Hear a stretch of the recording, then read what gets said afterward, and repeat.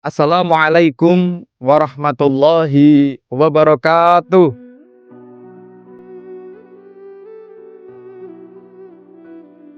Innal hamdalillah nahmaduhu wa nasta'inuhu wa nastaghfiruh wa na'udzu billahi min shururi anfusina wa min sayyiati a'malina.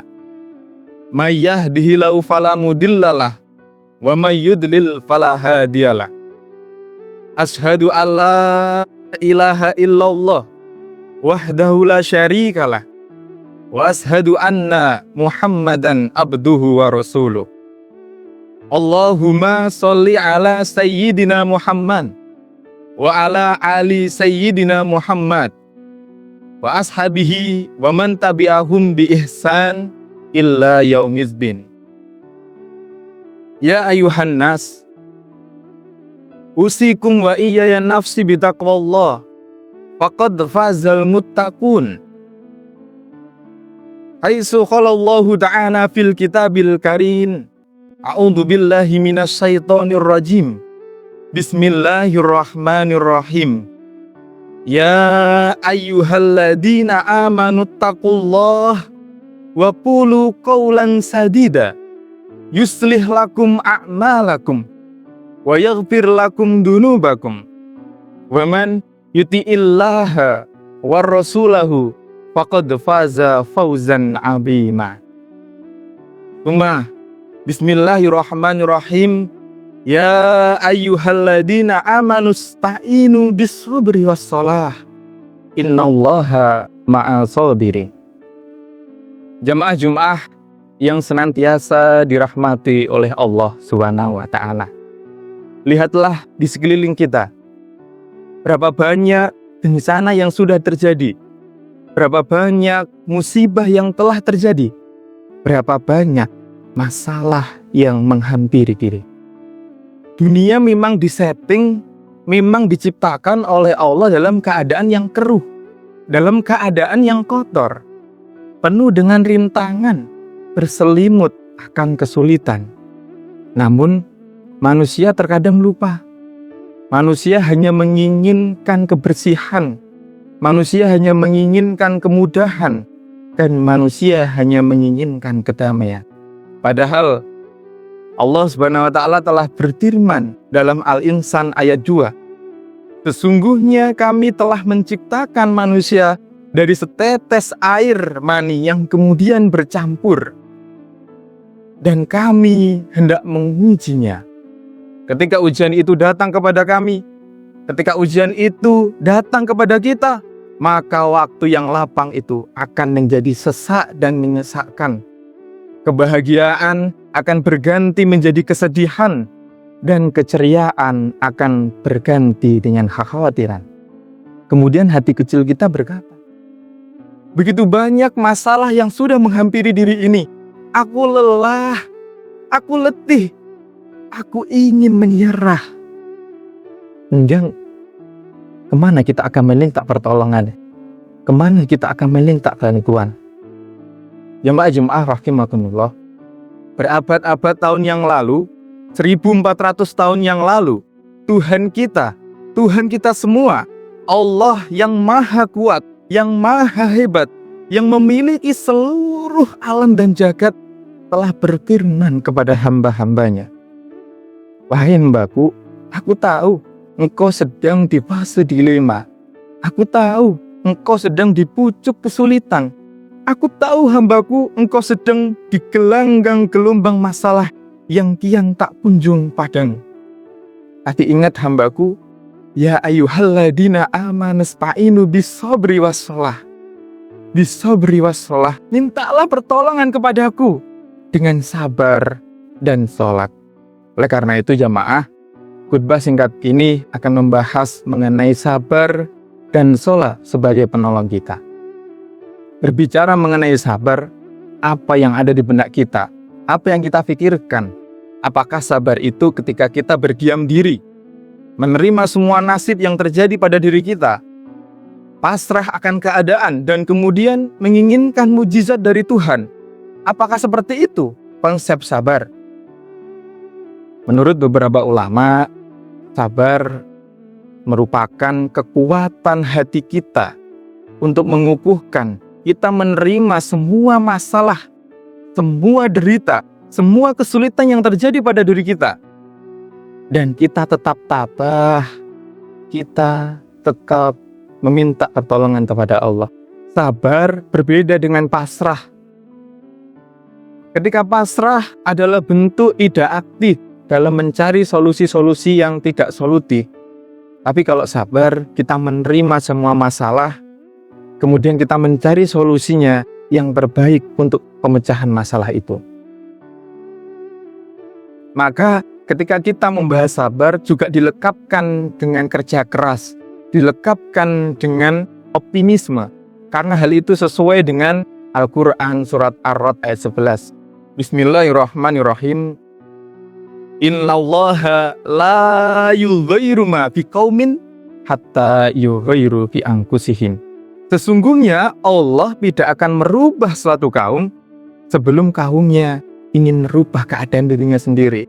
Allah telah memberikan kepercayaan kepada kita bahwa kita itu mampu. Kita mampu untuk menyelesaikan masalah yang ada. Karena apa? Karena kita khalaqal insana bi ahsani taqwim. Kita diciptakan sebaik-baiknya manusia. Ahsani taqwim itu bentuk bahwa Allah itu percaya kepada kita. Kita mampu menyelesaikan masalah. Maka berbicara tentang sabar ada 3 hal. Yang pertama, kukuhkan hati kita bahwa kita siap menerima semua masalah yang terjadi pada diri kita. Yang kedua adalah cari solusi yang terbaik. Dan yang ketiga adalah tidak berpasrah diri. Maka sama, misalkan adik-adik sekarang tengah belajar, ingat perkataan Imam Syafi'i bahwa jika kamu tidak sanggup menahan lelahnya pembelajaran, maka bersiaplah menanggung perihnya kebodohan. Maka jika adik-adik merasa sulit dalam belajar, merasa sulit dalam mengampu mata pelajaran tertentu, maka jangan berpasrah. Itu sunatullah, itu ikhtiar agar adik-adik bisa menjadi orang yang hebat. Maka ketika adik-adik mengalami masalah, kesulitan dalam belajar, datangi guru-guru adik-adik. Pak, Bu, minta tolong Pak, ajari saya mapel yang ini. Minta tolong Pak, ajari saya bab yang ini. Insya Allah guru-guru adik semuanya akan membantu. Jangan sampai adik-adik memilih jalan yang lain. Jadi nanti adik-adik nggak tahu alasannya. Nggak tahu berpikirnya seperti apa. Maka jangan berpasrah, tanya guru-guru kita. Bapak guru yang terhormat, terima kasih banyak atas semua jasa yang engkau berikan kepada kita. Pak, menjadi guru memang butuh diuji, Pak. Kadang kita itu juga emosi. Mungkin anak-anak kita ada yang bandel. Kita juga emosi. Anak-anak kita kok tidak paham-paham mata pelajaran yang kita ampuh. Kita mungkin juga stres, ada beban dari wakasek, dari kepala sekolah. Tapi itu semua adalah bentuk pengabdian, Pak. Jika ada anak-anak kita yang memang bandel, mungkin Bapak perlu mengubah cara komunikasinya. Jika ada anak-anak kita yang belum paham, maka mungkin Bapak perlu mengubah metode pembelajarannya. Jangan sampai, Pak, anak-anak kita dimarah-marahi, apalagi dicaci maki. Maka sabar penting bagi kita semua. Karena dengan sabar, kita bisa menyelesaikan masalah dengan bijak dan baik. Tapi Allah tidak berhenti pada sabar saja. Jamaah rahimakumullah. Allah melanjutkan, Ista'inu bis-sabri was-shalah. Setelah sabar, ada waw atoh, menunjukkan itu dan. Ketika ada waw atoh di situ, artinya itu 2 pasang. Sabar dan sholat harus dilakukan. Tidak bisa kita hanya sabar saja, dan tidak bisa kita hanya sholat saja, karena itu 2 pasang, satu kesatuan. Lantas kenapa kita perlu sholat? Yang pertama, karena kita perlu meminta pertolongan kepada Allah Subhanahu wa Ta'ala. Allah, ketika kita sholat, kita mengingat kebesaran Allah, kita mengingat keesaan Allah. Allah yang maha kuat. Gak ada lagi. Allah yang maha hebat, yang memiliki seluruh alam dan jagat. Al-Qawiyun, maha kuat. Lantas ketika kita memiliki sang maha kuat, kenapa kita enggan untuk meminta pertolongan kepada beliau? Kenapa kita enggan meminta pertolongan, bantuan kepada beliau? Maka sungguh rugilah kita. Karena apa? Karena ketika kita sholat meminta pertolongan kepada Allah, pasti Allah akan mengabulkan. Hasbunallah wa ni'mal wakil, ni'man maula wa ni'man nasir. Cukuplah Allah sebagai penolong kita, sebaik-baik memimpin kita, sebaik-baik yang membantu dan menolong kita. Teringat kisah Nabi Zakaria alaihi salam ketika istrinya dicap menopause oleh medis. Ketika istrinya dicap tidak bisa mengandung anak. Kemudian Nabi Zakaria membentangkan sajadah meminta pertolongan kepada Allah. Ya Allah, istriku dicap menopause oleh banyak orang. Istriku dicap tidak bisa hamil. Istriku dicap terbapas ya Allah.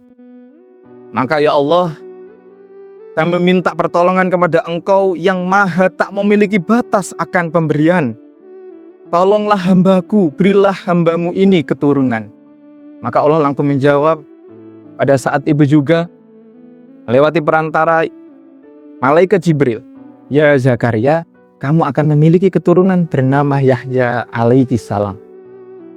Ketika kita minta pertolongan kepada Allah, insya Allah kita akan ditolong oleh Allah. Maka melalui sholat. Yang kedua, kenapa kita harus sholat? Karena kita perlu mereflekskan pikiran kita. Kita perlu merefresh pikiran kita. Kalau adik-adik semuanya ada HP yang paling canggih yang adik-adik dan bapak-bapak miliki. Pasti secanggih-canggih HP ini memiliki tombol refresh, memiliki tombol setelan pabrik. Ketika HP ini sedang lag, ketika HP ini sudah lemot, kita pencet saja tombol refresh, kita pencet tombol setelan pabrik, maka HP kita akan kembali lancar. Pun sama dengan kita. Ketika kita sudah memikirkan masalah, solusi, kadang pikiran kita, logika kita mentok. Logika kita stuck. Kita perlu menyalurkan beban masalah ini kepada Allah yang Maha Kuasa.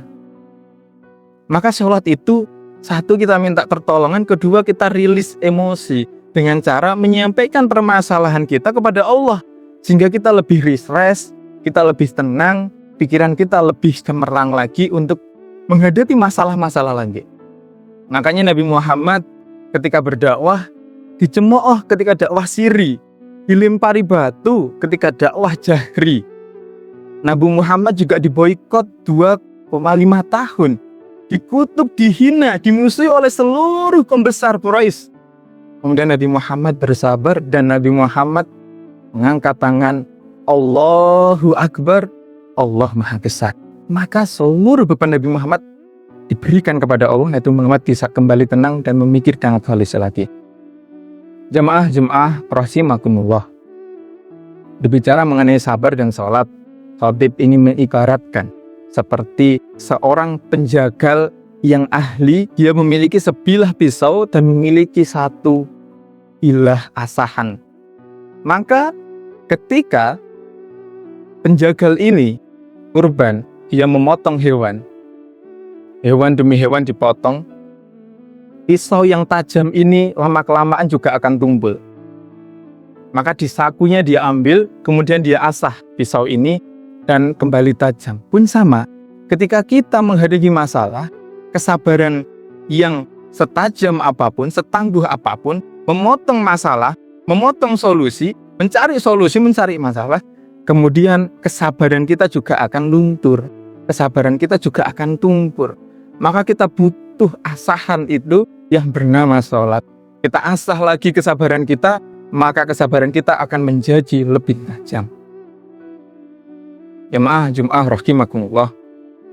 Jikalau Kapten Amerika memiliki tameng yang sangat kuat untuk menghalau serangan dari lawan, maka kita sebagai seorang muslim memiliki sabar dan sholat untuk menghadapi ujian kehidupan.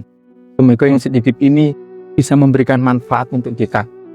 Nasru minallah wa fathun qarib wa basyiril mu'minin. Nun wal qalami wama yasturun. Barakallahu li wa lakum fil Qur'anil azim. Wa nafa'ani wa iyyakum bima fihi minal ayati wa dzikril hakim. Taqabbal minni wa minkum tilawatahu huwa samiun alim. Aqulu qawli hadza fastaghfirullahal azim li wa lakum fastaghfiruh innahu huwal ghafurur rahim.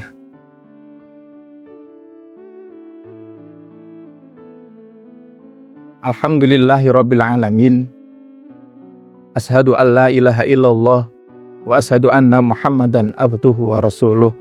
Allahumma sholli ala sayyidina Muhammad wa ala ali sayyidina Muhammad. Ya ayyuhalladzina amanu taqullaha wa qulu qawlan sadida yuslih lakum a'malakum wa yaghfir lakum dunubakum wa man yuti'illah wa rasulahu faqad fazal muttaqun. A'udzu billahi minas syaitonir rajim.